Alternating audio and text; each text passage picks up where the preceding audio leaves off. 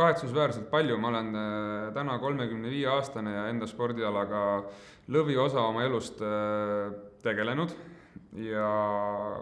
see periood, mis ma oma peas suudan nagu kõrvutada, on juba hästi-hästi pikk ja nii nagu paljudel spordialadel, ütleme, MK-etappide karussell või ütleme, tippvõistluste karussell on aastast aastasse samad kohad ja paratamatult kurb on näha, kuidas need samad kohad läbi aastate muutuvad, et suure tõenäosusega purjespordis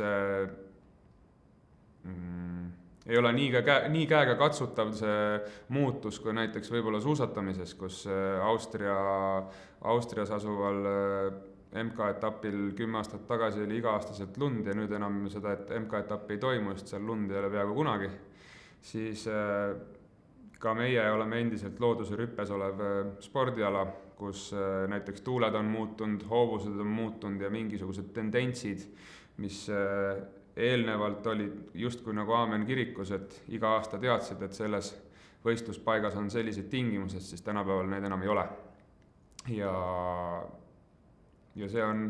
osati kurb, teisati on see säärane teema, et tuleb ajaga kaasas käia ja teha omad järeldused ja omad muudatused. Ja suurem küsimus võib-olla selle juures on see, et miks need muutused toimuvad ja kuidas me saame endast midagi anda, et maailm säiliks sellisena, nagu me täna seda teame ja tunneme ja et meie järgnevatel põlvedel oleks ka võimalik seda kogeda. Ja see on nagu tegelikult asi, mis ei ole seotud ainuüksi purjespordi või spordiga laiemalt, et see on meie igapäevaeluga seotud meil kõigil. Et väiksed asjad, prügi sorteerimine, samamoodi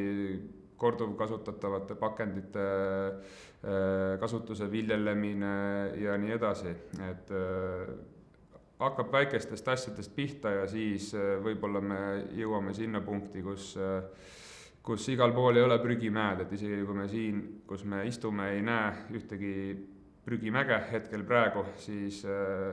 paratamatult mulle meeldib öelda purjesportlasena, et kuskil see prügi kõik voolab merre ja